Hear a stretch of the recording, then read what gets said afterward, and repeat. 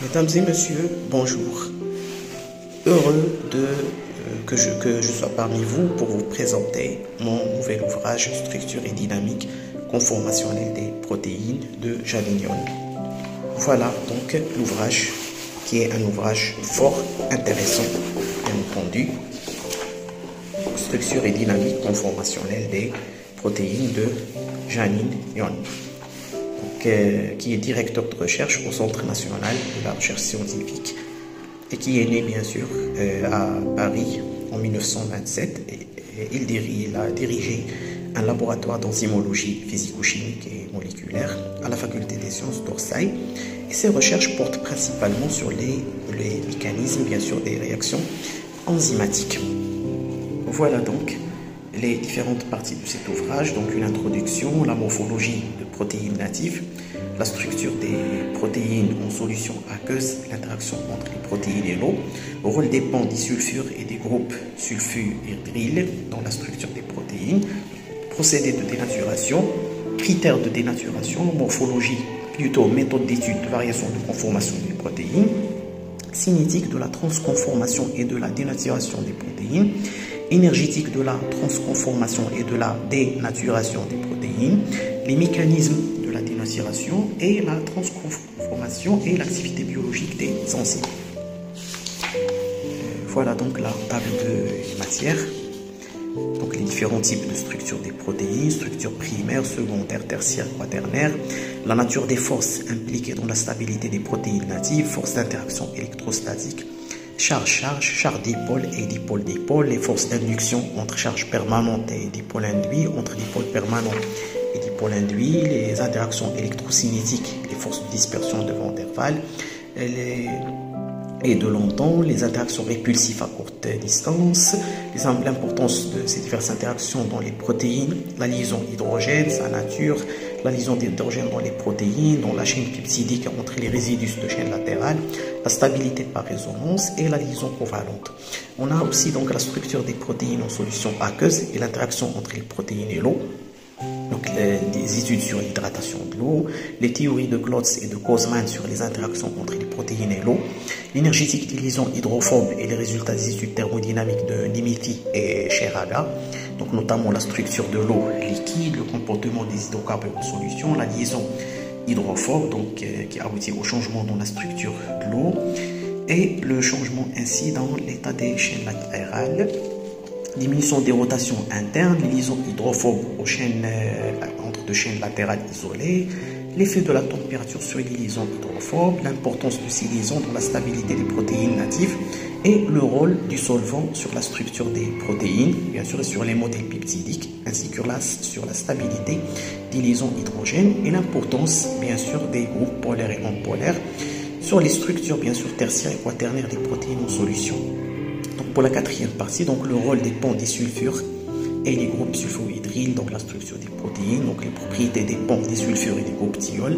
structure électronique du groupe SH et la liaison SS, produit des groupes thiol, ionisation, formation de liaisons hydrogène et liaisons hydrophobes, réactivité chimique des groupements SH, propriétés des liaisons SS, réaction d'échange entre groupes SH et ponts disulfures, stéréochimie de la liaison. Rôle des groupes disulfures et des ponts disulfures dans la structure native des protéines, rôle des groupes sulfhydryl, des ponts disulfures,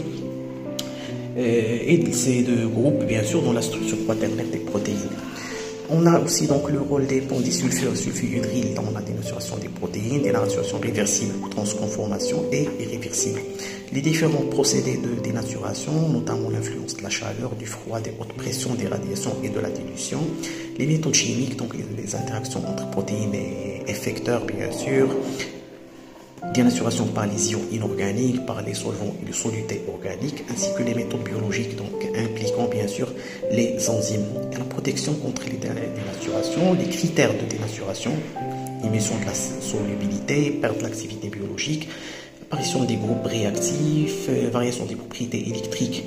des protéines, donc les études expérimentales des groupes de titrage des protéines, l'équation de Lindeltrom-Lang, les groupes masqués, le pK anormaux, la variation du facteur électrostatique W, variation des paramètres moléculaires, notamment le poids moléculaire, la forme et l'hydratation des protéines. Donc on suit le poids moléculaire par les méthodes et les techniques biophysiques usuelles, notamment la sédimentation, la viscosité, l'osmométrie, la diffusion de la lumière et ainsi de suite, la chromatographie sur filtration et ainsi de suite, périphingence d'écoulement et beaucoup d'autres techniques, la variation des propriétés optiques, notamment l'indice de réfraction, la dispersion rotatoire et ainsi de suite. Donc les méthodes d'étude des variations de conformation des protéines, notamment la spectrophotométrie d'absorption directe, différentielle et méthode de perturbation du solvant, et l'étude spectrophotométrique de la liaison hydrogène. Donc, spectrophotométrie d'émission, la fluorescence, la spectropolarimétrie, notamment les propriétés rotatoires des protéines, la dispersion rotatoire, le dichroïsme optique et l'effet coton, et la cinétique de transconformation et de la dénaturation des protéines, détermination de l'ordre des réactions, équilibre de transconformation, l'influence du pH et de la force ionique sur les cinétiques de transconformation et de dénaturation, l'effet des sels primaires, secondaires et l'effet des sels sur les interactions entre protéines solvants, la complexité des réactions de dénaturation, l'énergétique et la thermodynamique de transconformation et de la dénaturation des protéines, normalement l'activation des molécules, la théorie des collisions, la théorie des vitesses absolues de Hering, l'importance des données expérimentales, les dénaturations thermiques de surface et par l'urée, l'équilibre de transconformation thermique sous l'influence de solvants organiques et de l'urée, détermination du nombre de liaisons rompues au cours de la dénaturation. Le chapitre 10, donc les mécanismes de dénaturation, la pluralité des formes dénaturées, la théorie de transition dans la transconformation des protéines, morphologie des transconformations moléculaires, transconformation, dénaturation, biosynthèse, et finalement transconformation, activité biologique des enzymes, théorie de l'ajustement induit, transition allostérique, modèle de Kochland, équation d'Adler et de Weber généralisée. Donc j'ai eu l'honneur de travailler sur les modèles. Morphologie des transformations moléculaires, transconformation, dénaturation et biosynthèse, transconformation et activité biologique des enzymes, la théorie de l'ajustement induit, transition allostérique, que j'ai eu le grand honneur de travailler sur cette théorie, ainsi que son rapport avec les remaniements des spins, bien sûr, des électrons et des noyaux dans une protéine allostérique, de structure secondaire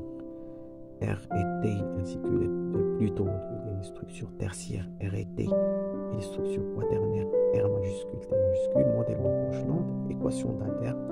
Weber généralisée. Voilà donc quelques extraits de cet ouvrage fort intéressant.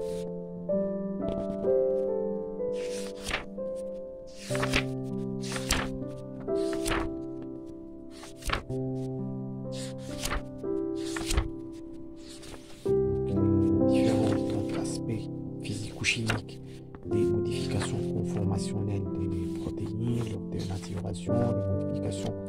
en structure secondaire, tertiaire et quaternaire,